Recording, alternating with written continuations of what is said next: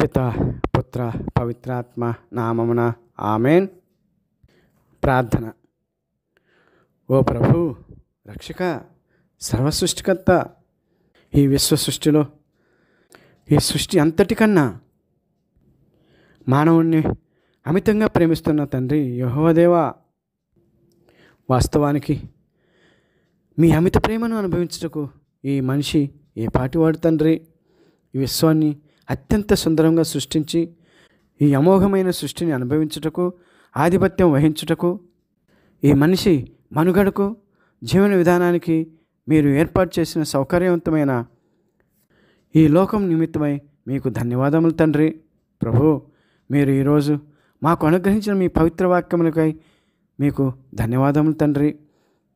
ఈ వాక్యములు గూఢార్థములను గ్రహించి మీ పవిత్రాత్మ సర్వేశ్వరుని శక్తి ద్వారా మీ చిత్తాన్ని మేము గ్రహించి తదనుగుణముగా మీ మహిమాత్మై మేము జీవించే భాగ్యమును మాకు దయచేయండి స్వామి, దయచేయండి. ఆమేన్. గౌరవనీయులైన సహోదరి సహోదరులారా, మరొకసారి తండ్రి అయిన యెహోవా దేవుడు తన కృప దయల వలన మరొక ఆదివారమును మన అందరికీ అనుగ్రహించినందుకు కృతజ్ఞతలు తెలుపుకుందాం. ఒకరికొకరం ఈ ఆదివారపు శుభాకాంక్షలు తెలుపుకుందాం. ఇక ఈనాటి మన పవిత్ర తండ్రి అయిన యెహోవా దేవుడు మనకు అనుగ్రహించిన వారి యొక్క పవిత్ర బైబిల్ గ్రంథం యొక్క వాక్యాలను మనం చదువుకుందాం.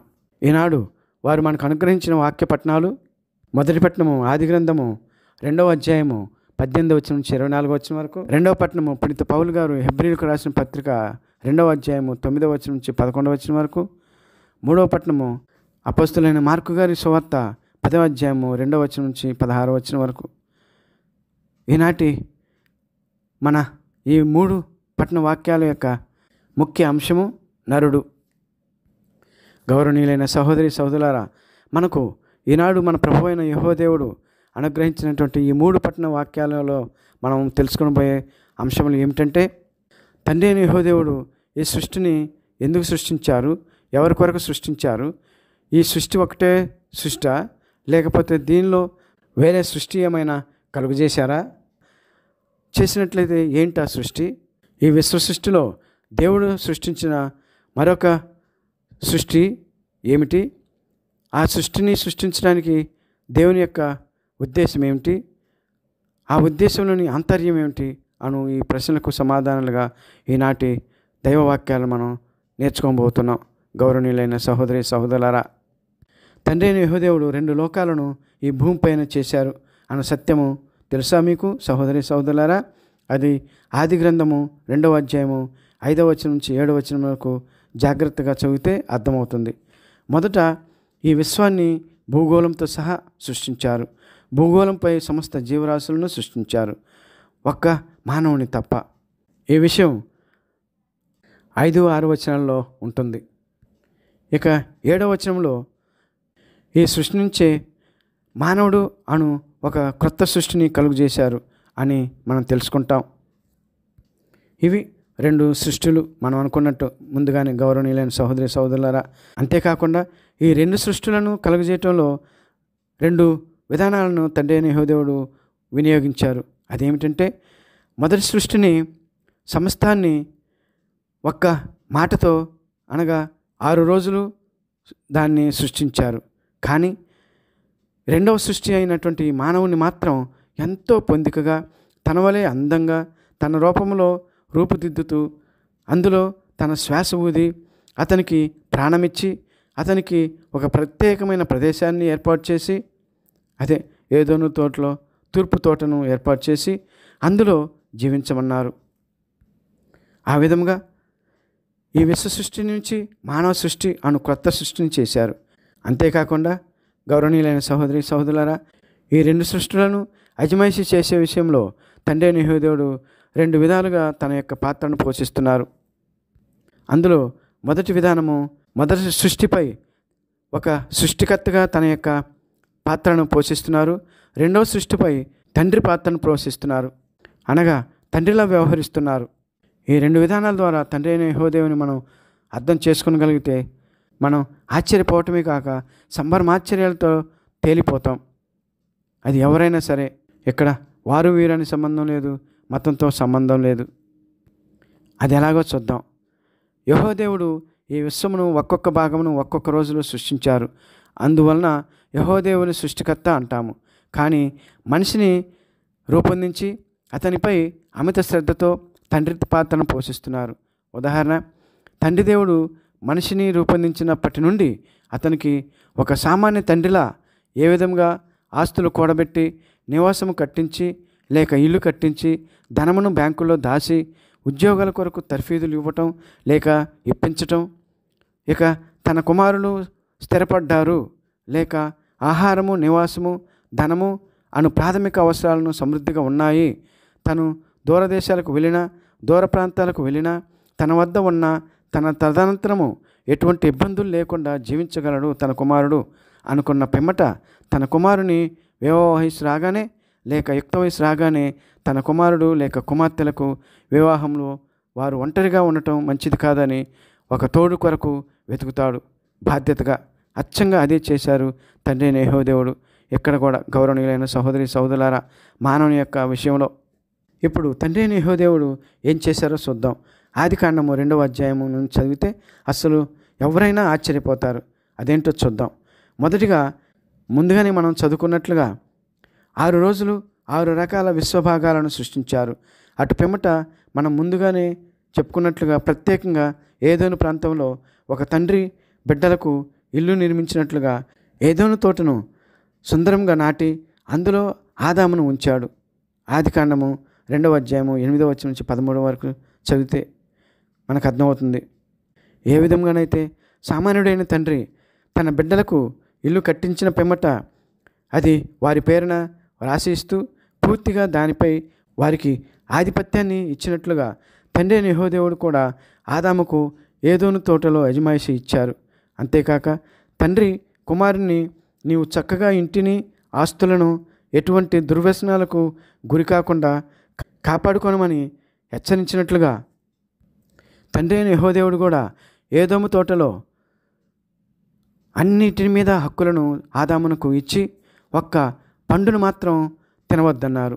అటు పిమ్మట ఒక సామాన్య తండ్రి కుమారుడు యుక్త వయసుకు వచ్చినప్పుడు ఒక కోడలను ఎతికినట్లుగా తండ్రి అయిన యెహోవా దేవుడు ఆదాముకు ఒక తోడు ఉండాలని తండ్రి అయిన యెహోవా దేవుడు ఆలోచించారు.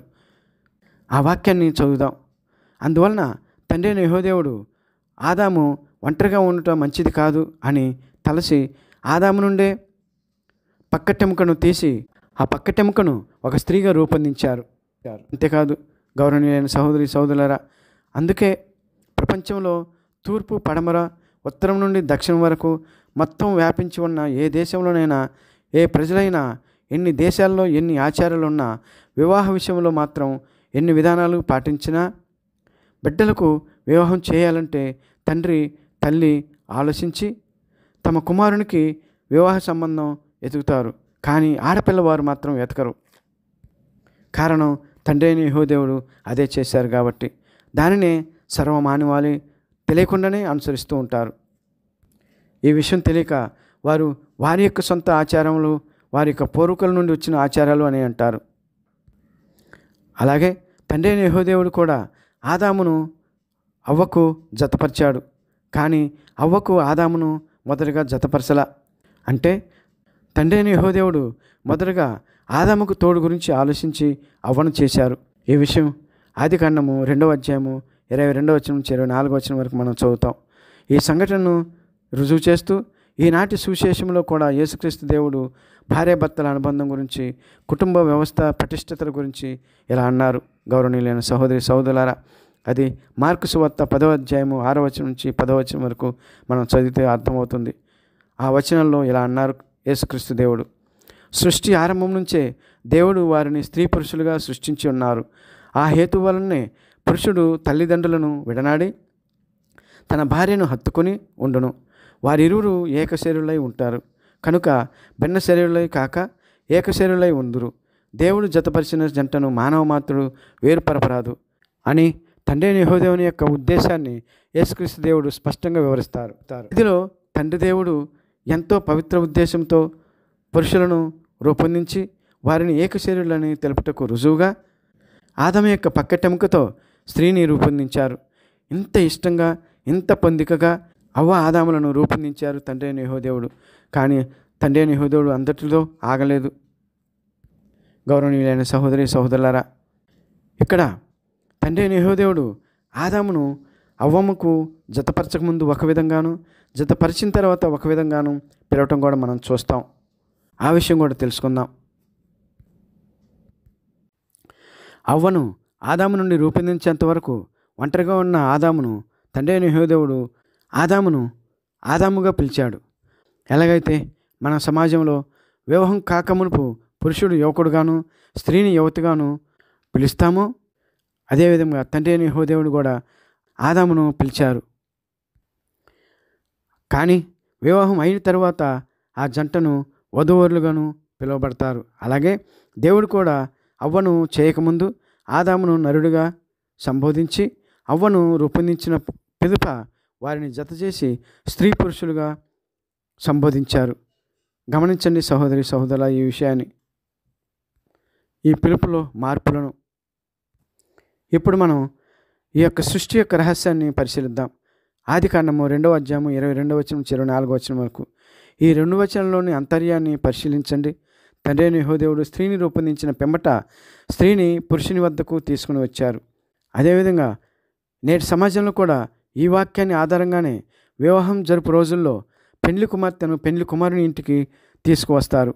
పెండ్లి కుమారుని ఇంటి వద్ద వివాహం జరిపిస్తారు. అయితే వివాహం అయిన పిమ్మట నూతన వధూవరులు వధువు ఇంటికి వెళ్తారు. అక్కడ నూతన వధూవరులను తల్లిదండ్రి, బంధువులు మరియు పెండ్లి పెద్దలు ఈ నూతన వధూవరులను ఏకం చేస్తారు. అలా ఎందుకు జరుగుతుందని మనం ప్రశ్నించవచ్చు. అది కూడా తండ్రి అయిన యెహోవాదేవుడు చేసిన దాని ప్రకారమే మన తల్లిదండ్రులు, పెద్దలు అందరూ అనుసరిస్తూ ఉంటారు.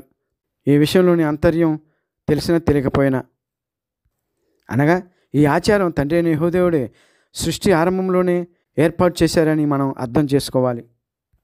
ఈ విధానాన్ని కూడా తండ్రి అయిన యెహోవాదేవుడు ఎలాగ ఏర్పాటు చేశారో చూద్దాం. ఆదికాండము 2వ అధ్యాయము 24వ వచనం చదివితే మనకు అర్థమవుతుంది. అందులో కావున వరుడు అనగా పెండ్లి కుమారుడు తన తల్లిదండ్రులను విడనాడి ఆలికి హత్తుకొని పోవును. ఇక్కడ ఆలి అంటే వధువు, అనగా వధువు ఇంటికి వరుడు వెళ్ళి అక్కడ తన వధువును హత్తుకొని అక్కడ ఏకశరీరులు అవుతారు. గౌరవనీయులైన సహోదరి సహోదరులారా, కావున ఈ విషయాలు బట్టి వివాహ బంధం ఎంత పవిత్రమైనదో, ఎంత పటిష్టంగా ఉండాలో, భార్యాభర్తలు ఇరువురు ఎంతగా కలిసిమెలిసి ఉండాలో అని చెప్పుటకు తండ్రి అయిన యెహోవాదేవుడు స్వయంగా చేసిన ప్రథమ వివాహం ఈ అవ్వ ఆదాముల వివాహం. అందువలన ఈ వివాహ బంధాన్ని క్రీస్తు ప్రభువు ఈనాటి సువిశేషంలో కూలంకుషంగా వివరిస్తూ తనను పరీక్షించి ఇరకాటంలో పెట్టుటకు చూసిన పరిసయ్యులకు, ధర్మశాస్త్ర బోధకులకు చంపపెట్టు సమాధానం ఈ విధంగా ఇచ్చారు. ఏ విధంగా తండ్రి అయిన యెహోవాదేవుడు ఏర్పాటు చేసిన కుటుంబ వ్యవస్థను తప్పుడు సిద్ధాంతాలు కలిపి తప్పుడు విధానాలను జతపరిచి వివాహ జీవితాన్ని లేక కుటుంబ జీవితాన్ని అపహాస్యం చేస్తున్న వారిని ఆ రోజుల్లోనూ ఈ రోజుల్లోనూ ఏ రోజులలోనైనా యేసుక్రీస్తు ప్రభువు చెప్పేది ఒక్కటే, అటువంటి వారిని వ్యభిచారులు అని సంబోధిస్తున్నారు స్వయంగా యేసుక్రీస్తు దేవుడు. గౌరవ సహోదరి సహోదరులారా, దేవుడే అంతటి కఠిన పదం వాడారు అంటే ఇక మనం ఈ విషయం గురించి ఎక్కువగా ఆలోచించకూడదు, మనం అర్థం చేసుకోవాలి. గౌరవనీయులైన సహోదరి సహోదరులారా, అపహాస్యం అవుతున్న కుటుంబ విధానాన్ని గాడిలో పెట్టుటకే యేసుక్రీస్తు దేవుడు మానవుడైనాడు అని అపోస్తలుడైన పౌలు గారు హెబ్రీయులకు రాసిన పత్రికలో యేసుక్రీస్తు జనన కారణాన్ని వివరిస్తూ వ్రాశారు ఈనాటి 2వ పట్టణంలో. కావున గౌరవనీయులైన సహోదరి సహోదరులారా, మనమంతగా తండ్రి అయిన యెహోవాదేవుని ప్రార్థిద్దాం.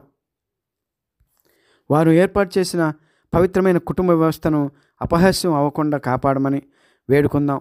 బలహీనతల వలన ఈనాడు సువిశేషంలో యేసుక్రీస్తు ప్రభువు నుడివినట్లుగా చిన్న చిన్న కారణాలకు చిన్నపిల్లల గొడవలు పడి సహనం కోల్పోయి క్షమాగుణం మరచి భార్య లేకుంటే భర్త ఉండలేడని, భర్త లేకుంటే భార్య మనుగడ సాగించలేదన్న విషయం తెలుసుకొని వీరిరువురు ఒకరినొకరు క్షమించుకుంటూ జీవించకపోతే కుటుంబ వ్యవస్థే ఉండదని, వీరిరువురు అన్యోన్యంగా ఉండకపోతే వారి పిల్లల భవిష్యత్తు అంధకారం అవుతుందని తండ్రి దేవుడు ఎంతో ఇష్టంతో ప్రేమతో మనల్ని రూపొందించి ఈ సృష్టిలో నూతన సృష్టిగా ఏర్పరిచిన ఈ మానవ సృష్టి సైతాను వశం అవుతుందని ప్రతి కుటుంబం ఆలోచించాలి.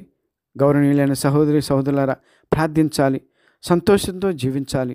తండ్రి అయిన యెహోవాదేవునికి ప్రేమైక ప్రతిరూపాలుగా విలసిల్లాలి, వర్ధిల్లాలి. అందునిమిత్తమై మనల్ని అందరినీ దీవించమని తండ్రి దేవుని వేడుకుందాం. క్రీస్తు ప్రభుని ప్రార్థిద్దాం. పవిత్రాత్మ సర్వేశ్వరుని ప్రేరణతో, కృపతో ఈ నూతన సృష్టి రహస్యాన్ని ఈ విధంగా తెలుసుకుంటూ, నరుని నుంచి వచ్చింది నారి, నారి నుంచి వచ్చాడు నరుడు, ఈ నరుడు నారి, నారి నరుడు జీవిస్తున్న జీవిత చక్రాన్ని నిర్మించిన తండ్రి దేవునికి కృతజ్ఞతలు తెలుపుకుందాం. ఆమెన్. పిత, పుత్ర, పవిత్రాత్మ త్రియేక దేవుడు ఇప్పుడు ఎప్పుడు ఎల్లప్పుడూ స్తుతించబడుదురుగాక, కీర్తించబడుదురుగాక. ఆమెన్. పిత, పుత్ర, పవిత్రాత్మ నామమున ఆమెన్. దేవుడు మనల్ని అందరినీ, ప్రత్యేకంగా కుటుంబ వ్యవస్థను అంతటిని సమృద్ధిగా దీవించి కాచి కాపాడుతూ పవిత్రంగా ఉండేటందుకు వారి యొక్క సహాయాన్ని అనుగ్రహించుదురుగాక. ఆమెన్. దేవుడు మనల్ని అందరినీ దీవించుదురుగాక. ఆమెన్.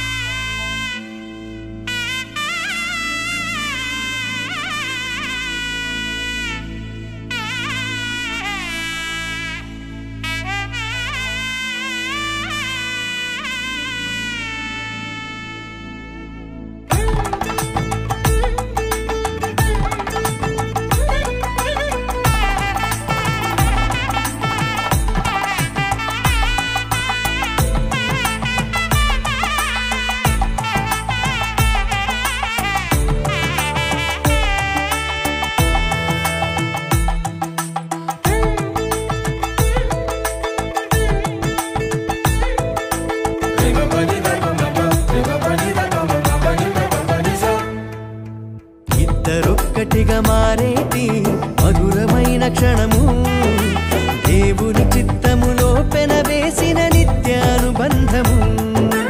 ఇద్దరొక్కటిగా మారేటి మధురమైన క్షణము, దేవుని చిత్తములో పెనవేసిన నిత్యానుబంధము. వివాహమన్నది అన్నింట ఘనమైనది, ఆదాము హవ్వలతో మొదలైంది ఆ సందడి. వివాహమన్నది అన్నింట ఘనమైనది, ఆదాము హవ్వలతో మొదలైంది ఆ సందడి. ఇద్దరొక్కటిగా మారేటి మధురమైన క్షణము, దేవుని చిత్తములో పెనవేసిన నిత్యానుబంధము. ఇద్దరొక్కటిగా మారేటి మధురమైన క్షణము, దేవుని చిత్తములో పెనవేసిన నిత్యానుబంధము.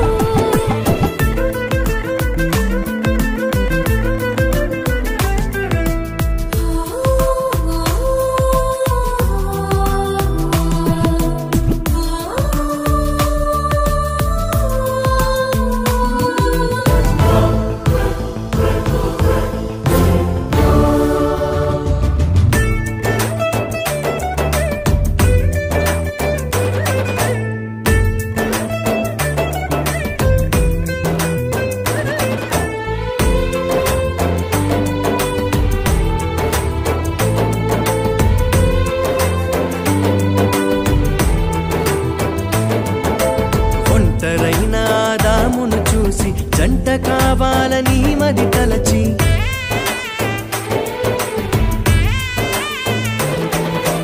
ఒంటరైన ఆదామును చూసి జంట కావాలని మది తలచి, హవ్వను చేసి జతపరచి ఫలించమని దీవించేను. సృష్టి పైన అధికారముతో పాలించుమని నియమించేను. హవ్వను చేసి జతపరచి ఫలించమని దీవించెను. సృష్టిపైన అధికారముతో పాలించుమని నియమించెను. వివాహమన్నది అన్నింట ఘనమైనది, ఆదాము హవ్వలతో మొదలైంది ఆ సందడి.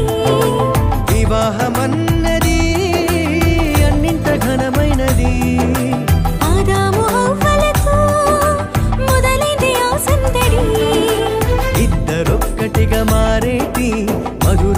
క్షణము దేవుని చిత్తములో పెనవేసిన నిత్యానుబంధము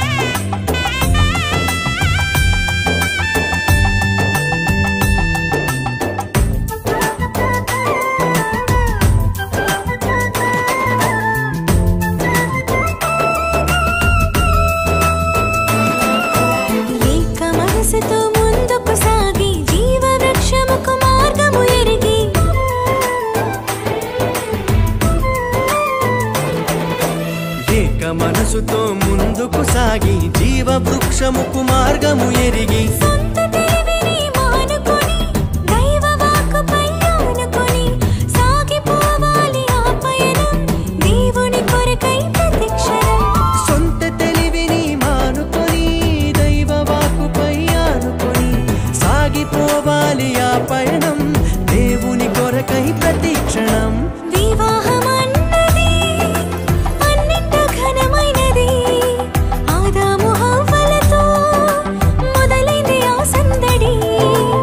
వివాహమన్నది అన్నింట ఘనమైనది ఆదాము హవ్వలతో మొదలైంది ఆ సందడి ఇద్దరొక్కటిగా మారేటి మధురమైన క్షణము దేవుని చిత్తములో పెనవేసిన నిత్యానుబంధము